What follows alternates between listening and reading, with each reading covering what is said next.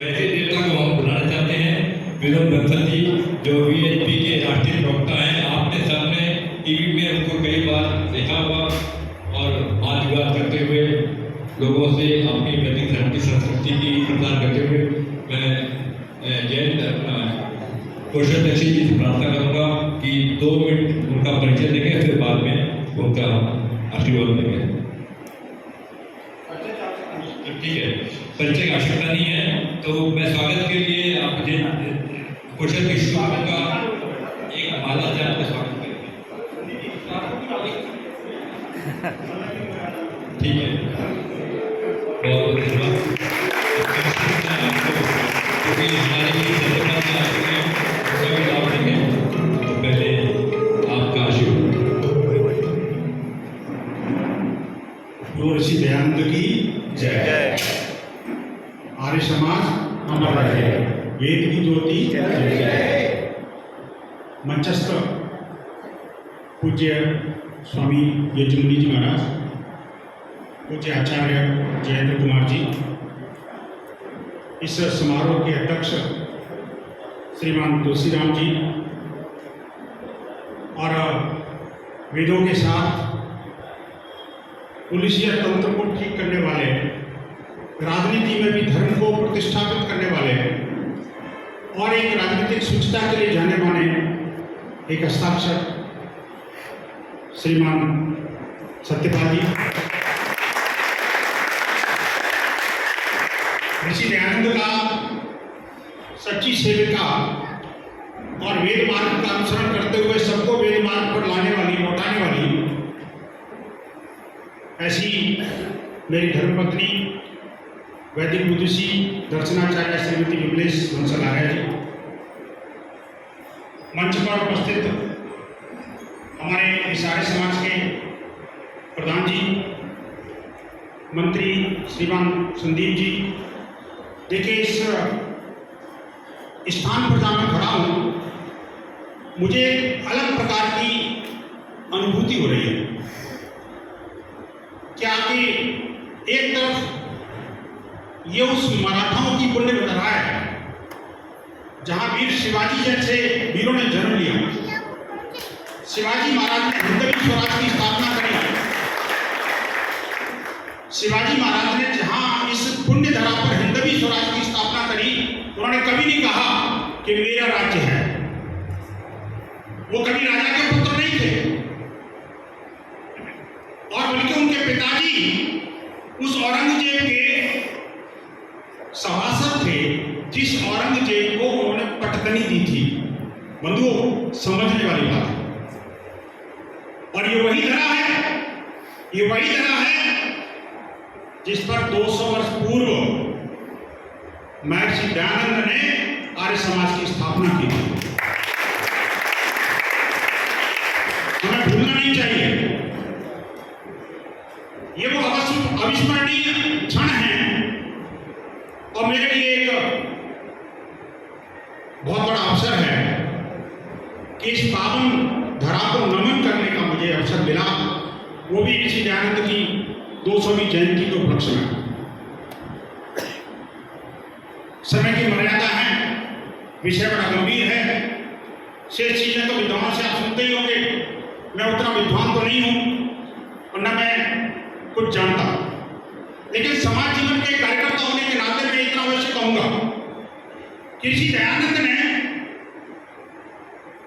वेद, उपनिषद, दर्शन शास्त्र, ज्ञान, विज्ञान और भारतीय परंपराओं, संस्कृति का जो डंका बजाया और संपूर्ण विश्व के मानवों को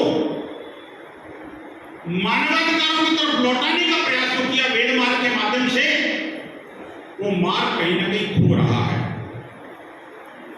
उस मार्ग से हम कहीं ना कहीं विमुक्त हो रहे हैं, या मैं कहूं विमुक्त होने का, विमुक्त करने का प्रयास किया जा रहा है। शायद यही कारण है कि महाभारती का बहुत बड़ा हिस्सा उन पापाचारियों, दुष्टों के कब्जे में चला गया।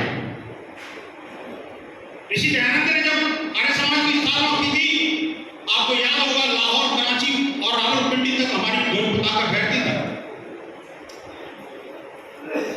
और राजपाल जी की कहानी में पता होगा किस तरह से नृशंस हत्या लाहौर की सड़कों पर की गई थी। क्यों? क्योंकि हमारे भारत भूमि का कुछ हिस्सा ऐसा था जो वेद मार्ग से कुछ हट रहा था। आज भी जहां जहां पर मैं कहूंगा जहां जहां हिंदू घटा वहां वहां देश बटा। जहां जहां यज्ञ का प्रसार, वेदों का डंका, महर्षि के आदर्श और भारत की संस्कृति की गूंज थोड़ी सी धूमिल होती है, वहीं मां भारती का एक हिस्सा टूट करके कट करके अलग हो जाता है। इतना ही नहीं, 1947 में शायद हमारे कुछ लोगों ने सोचा होगा कि भारत के विभाजन के बाद संकट कट जाएगा, मिट जाएगा, भारत स्वाधीन हो जाएगा। लेकिन बंधुओं, 1947 में भारत स्वाधीन तो हुआ, लेकिन स्वतंत्र नहीं हो पाया। यानी हम अपना तंत्र स्थापित नहीं कर पाए। हमारा जो वेद मार्ग था, हमारा धर्म मार्ग था, हमारा कर्म मार्ग था, हमारा विद्या मार्ग था, जो हमारी गुरुकुल परंपराएं थी, वो सब हमसे छीन ली गई। दुर्भाग्य ये कि स्वाधीन भारत में भी हमारी स्वसंस्कृति का पुनरागमन जो होना था नहीं हो पाया। सौभाग्य से पिछले कुछ वर्षों में ये कहानी वापस शुरू हुई है, सब लोग मिलकर के प्रयासरत हुए हैं। तो वहीं दूसरी तरफ पाकिस्तान, अफगानिस्तान और बांग्लादेश से हिंदुओं को निर्मूल करने का जो प्रयत्न किया गया है, वो गंभीर चिंता का और चिंतन का विषय है। आप देखिए कि बांग्लादेश क्या मां भारती का टुकड़ा नहीं था? क्या हमारा अभिन्न अंग नहीं था? क्या वहां वेद मार्ग नहीं थे? वेद मार्ग ही नहीं थे? क्या वहां पर स्वतंत्रता सेनानी नहीं थे? और उसको मुक्ति दिलाने का काम तो स्वयं आर्य समाज के उन वीरों ने किया था, जिन्होंने प्रणपण से मां भारती की रक्षा की थी। और 1971 में आकर के हमने पाकिस्तान से वापस छीन करके एक स्वाधीन राष्ट्र बनाने की कोशिश की थी और सोचा था कि ये भी एक पंथ निरपेक्ष राष्ट्र बनेगा। बना तो पाकिस्तान भी पंथ निरपेक्ष बना था। दुर्भाग्य से वो भी जिहादी राष्ट्र हो गया, ये भी जिहादी राष्ट्र हो गया। और उसका अर्थ क्या हुआ?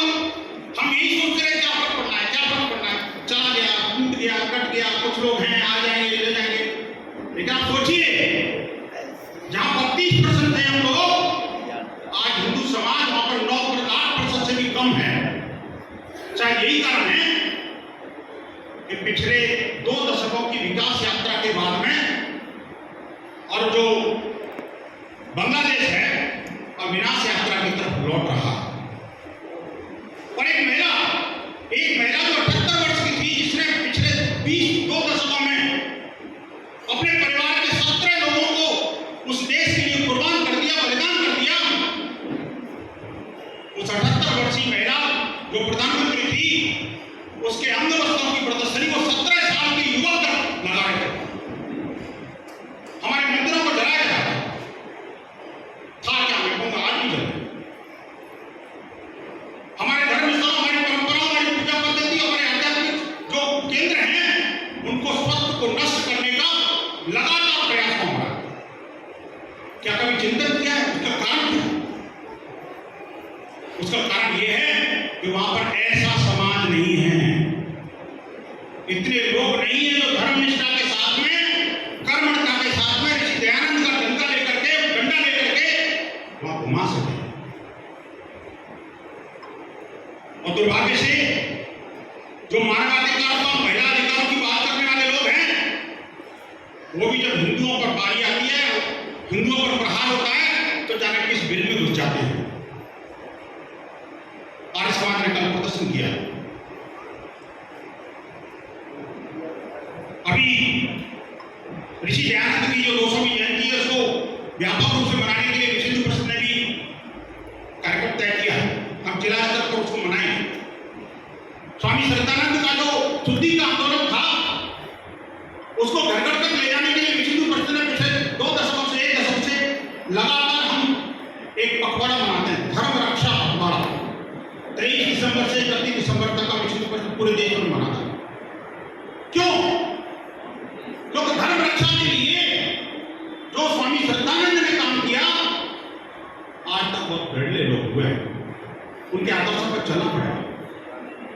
सेवा का जो संकलन उन्होंने किया, मैं एक छोटी सी कहानी पढ़ रहा था उनके कि गुरुकुल में एक बार वो अपने औषधालय में निकल रहे थे, बच्चों से मिल रहे थे, कुछ रुग्ण अवस्था में थे। अचानक एक बच्चे को उल्टी होने लगी। उनके 2-3 शिष्य भी साथ में थे, गुरुकुल के विद्यार्थी ब्रह्मचारी, और तुरंत उसको उल्टी को देख करके दौड़े कोई पात्र लाने के लिए, कभी उल्टी उसको भर लें। वो जब तक पात्र लाते, वो देख करके दंग रह गए कि स्वामी श्रद्धानंद के हाथों में तो वो उल्टी पूरी रखी हुई थी। आप देखिए, सेवा इसको कहते हैं। उस बच्चे की उल्टी को स्वयं अपने हथेली में लेकर के और विसर्जित किया। सेवा के लिए कोई साधन की आवश्यकता नहीं होती, लेकिन इस धर्म की रक्षा के लिए अगर पूरे विश्व को आगे बढ़ाना है, जो ऋषि दयानंद का नारा था, हमारा संकल्प है क्रमबंधो विश्व मारे, कब साकार होगा? जब बांग्लादेश में भी ऐसे लोग हों, पाकिस्तान में भी ऐसे लोग हों, विश्व के हर कोने में आर्य समाजी हो जो आर्य सिद्धांतों पर काम करने वाला हो। अभी हम बांग्लादेश को लेकर के संपूर्ण समाज को एकत्र करने का जो काम किया है, पूरे विश्व में जिस तरह से बांग्लादेश को लेकर के और एकता का एक वातावरण तैयार हो रहा है, संपूर्ण वैश्विक मानव जो मानवाधिकार संगठनों का छोड़ दीजिए, यूएनओ का भी आपके साथ किया है। मैं उम्मीद नहीं करता कि यूएनएचआरसी भी कोई इस बारे में बोलेगा। या भारत के सेक्युलर ब्रिगेड के जो नेता हैं, उनके आंखों में कभी आंसू आएंगे जो आतंकवादियों के लिए आते हैं। एक आतंकवादी को बचाने के लिए सुप्रीम कोर्ट को 3:30 बजे तक रात्रि को जगाया जाता है। एक नेत्री को रात को नींद नहीं आती, एक आतंकवादी मर जाता है। लेकिन जब करोड़ों हिंदुओं की हत्या, नक्सल हत्या होती है, तो सारे के सारे लोगों के मुंह पर पट्टी बन जाती है। बंधुओं, अंत में मैं एक बात ये कहूंगा कि ऐसे बांग्लादेश जैसी स्थितियां हमारे यहाँ निर्माण न हो, इसके लिए हमें सजग, सचेत और निर्भीक रहना होगा। हम शिवाजी और दयानंद की पुण्य धरा पर बैठे हैं जो वीरों की गाथा गाती है। हमें इस बात को पहचानना पड़ेगा कि कहीं आसपास हमारे कोई आस्तीन में कोई सांप तो नहीं पल रहा। ऐसे सांपों को पहचान करके और उनका निदान करना पड़ेगा। साथ ही साथ वैश्विक स्तर पर भी हमें अपनी बात का डंका बजाना पड़ेगा कि बांग्लादेश जैसी निर्वासन की स्थिति कहीं भारत में पैदा न हो। इसलिए हमें धर्म मार्ग को और तेज गति के साथ लेके जाना।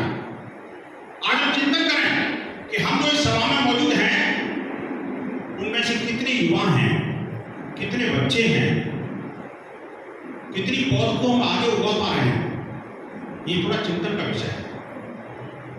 और जब जब हिंदू एक रहा, तब तक अत्याचार नहीं सहा, और जैसे जैसे बिखराव होता गया, चाहे मुगल काल ले लो, अंग्रेज काल ले लो, या स्वाधीनता के बाद में जो हमारा राजतंत्र हो, इन सब चीजों का हमें चिंतन करना पड़ेगा। और जो जैसा कर सकता है, स्वयं समाज और राष्ट्र को साथ में लेकर के हिंदू हित और वेद मार्ग को आगे बढ़ाने के लिए हमें प्रयास करना चाहिए। बहुत बहुत धन्यवाद।